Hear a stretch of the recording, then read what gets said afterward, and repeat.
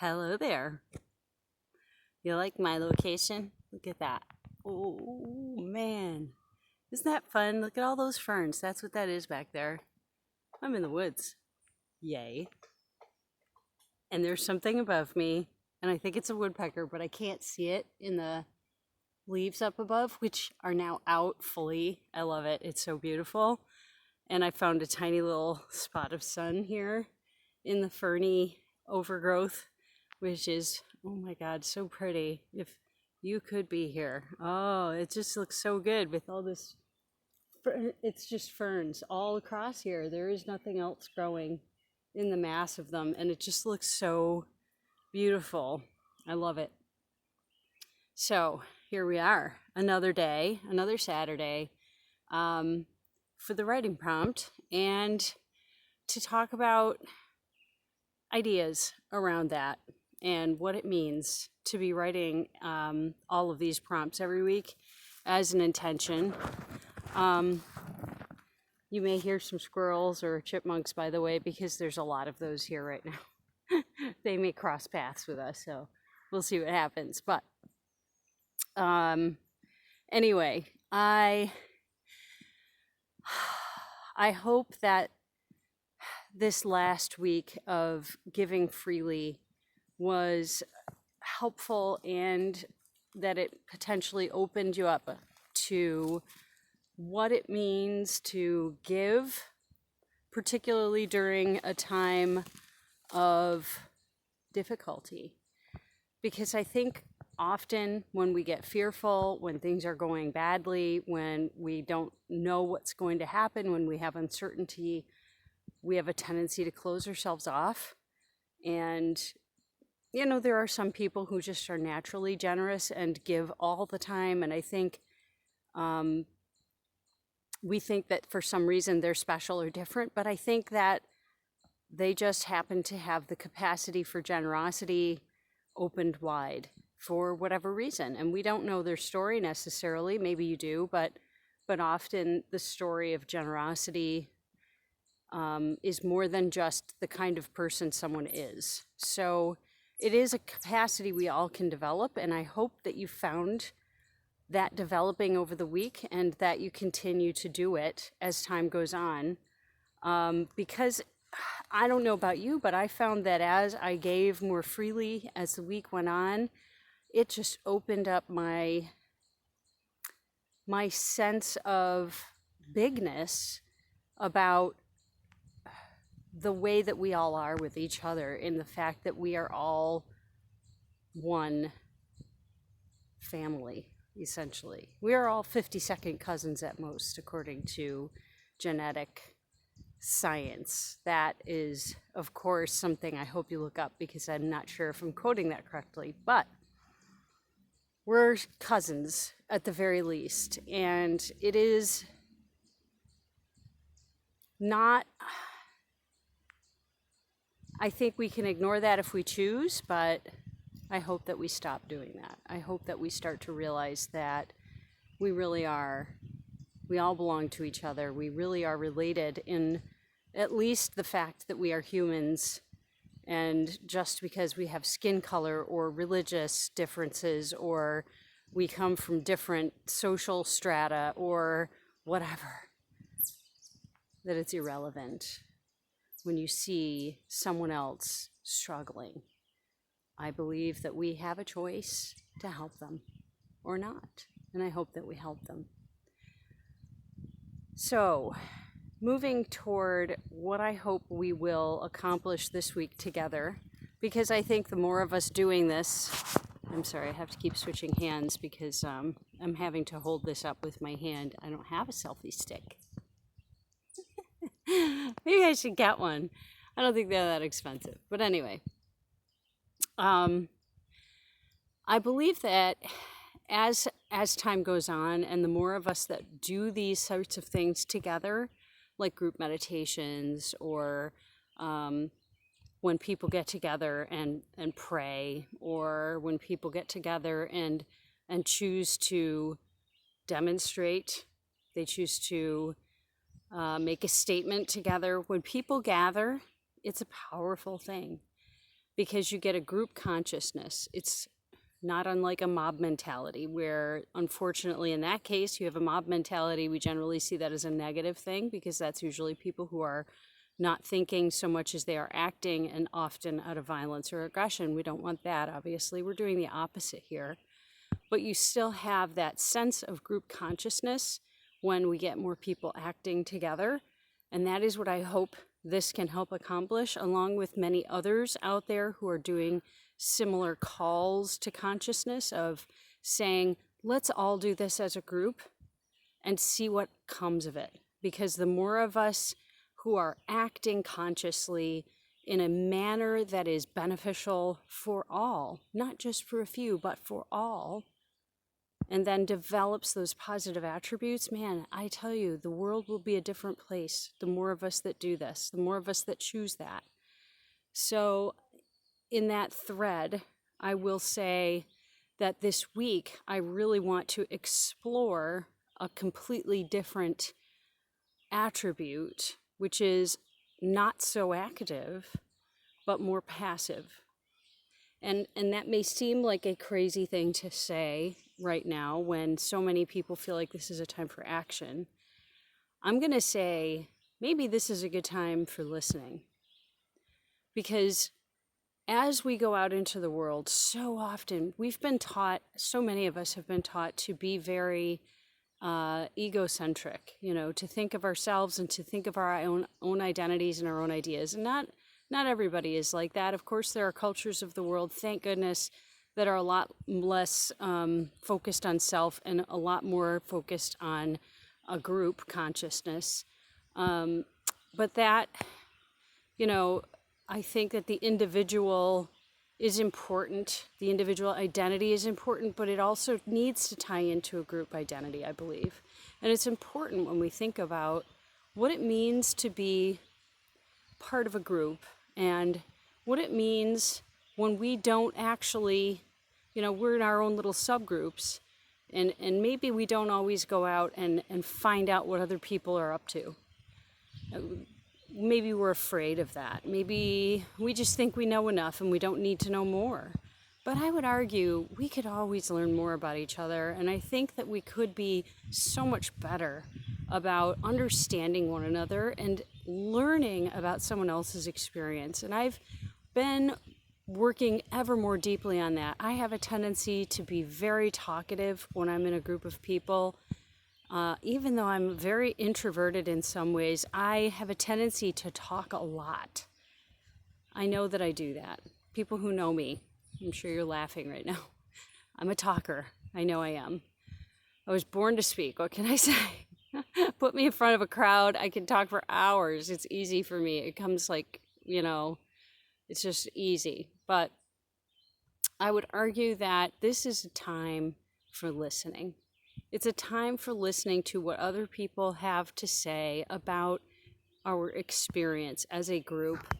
And I feel like we can do so much more listening, particularly to people who have experiences completely different from our own. And what do I mean by that? I don't just mean people of color. While I believe that if you are a white-skinned person or light-skinned person, it is good for you to listen. But it's not just about that. It's about everything. Everybody, every human has the same desire to want to belong, because we tend to be communal and we are tribal in nature, and we want to be safe. We want the certainty of connection. We want the certainty of knowing that when we are in our groups, that means we have a sense of protection, of protectiveness. It's like, people who we agree with, I guess you could say. So it's a certainty. It feels comforting to be part of that, right? And that's not a bad thing to want. I want that as much as anybody. I love to belong to a group of people who make me feel good and who make me feel safe. That is, of course, normal. But I think it's also important to expand beyond the borders of what we see as normal or what we see as comfortable, and ask ourselves to step outside of that and start asking ourselves questions like, what is it like to be Chinese in America right now? Maybe, what is it like to be a woman in Iran right now? What is it like to be a trans black man right now? What is that like? Maybe just step outside your comfort zone and start asking things like that. What is it like to be a white woman in the Middle East right now? That might be an interesting question to ask someone who's been there. I would say that we could ask a lot of different questions of people and start just getting curious about people's experiences and wonder, what is it like for them? What is their life like? If it doesn't look like your life, maybe it's a good time to start asking those questions and then listen. Listen to their stories. Hear what they have to say about their experiences and really truly be curious. Ask them questions, but then listen and let them talk. And don't inject your own ideas. You don't need to inject your own thoughts. You don't need to put your own personal stamp on any of that conversation. Just let them talk and listen for once. I'm trying to do more listening myself. I feel like it's a very cleansing experience. Listening to what other people have to say about their lives, even people who look just like me or who think like I do, have very different ideas of the world. And it's a good thing to really listen and ask more questions. Find out what people think, and then you understand where they're coming from. When we understand each other's stories, I believe that really changes your own perspective of the world. And it opens opportunities to who we can be and how we can become even greater as, I guess, in service to what humanity could become if we all took the time to start listening to each other and stop assuming that we know so much. We could listen deeply. And today the prompt is actually listen quietly. I would say that's not just for conversation either. That's also for ourselves. Sitting with yourself once a day, at least, and asking yourself, what do I need to know today?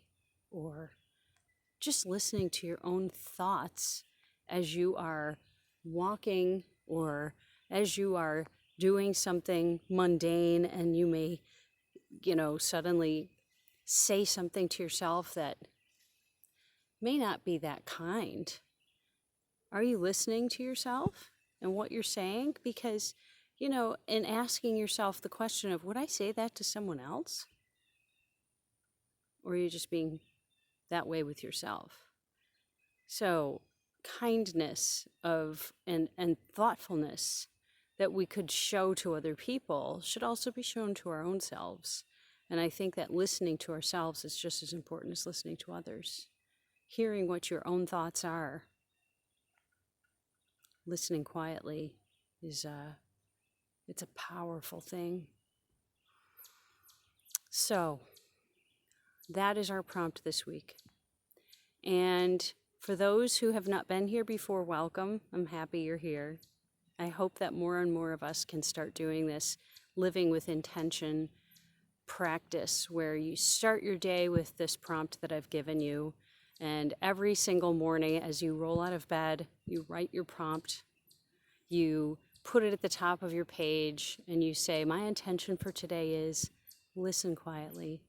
And then you go about your day, and right before you go to bed, you take a few moments to just write a reflection about your noticing of what happened when you listened quietly. And that goes for every single week. When we use these prompts, right before you go to bed is a powerful time. You're engaging theta waves because you're getting sleepy before you go to bed. And that is a powerful time to inject your mind with conscious ideas, which actually then become more common practice. So when you do these positive focuses of ideas, starting your day as soon as you wake up, again, engaging those theta braves when your brain is very suggestible, you put that notion into your mind, you plant it in there. It's sort of like a state of hypnosis where you're actually implanting these positive ideas into your mind so that all day long they're kind of bubbling under the surface of everything you do. And the more you practice this, the easier it becomes to slide right into those positive thought ideas and feelings and noticing the good things around you as opposed to just always saying negative things to yourself or noticing the negative in your environment, which we are so readily attached to doing. It's like an addiction. When we do these, we have these negative thoughts or feelings, we just so readily do it without questioning because it's so common. So rather than focus on these upsetting or negative things in your day, you can start this practice. And then when you go to bed at night and you take that few minutes to reflect, you write whatever comes into your head. You make sure that you do it without editing. Anything is okay, but do your best to stay focused on the prompt, the intention, and what you noticed, felt, thought, said, how you acted around that prompt, that intention. What came up for you? The more you focus on that, the more likely your day is to go on a more positive note as the days go on. And you will find that your brain naturally shifts toward these positive ideas. So I hope that you have a wonderful week. I hope that you are finding ways to calm yourselves, to feel okay and comforted by family, friends, tasks around the house, and then also finding what ways that you yourself feel the need to be part of something positive moving forward. We all have an opportunity now to be positive. So let's do that for each other. I will see you next week, and I hope you have a wonderful day, a wonderful weekend, and next Saturday we'll be here again. Bye, everybody.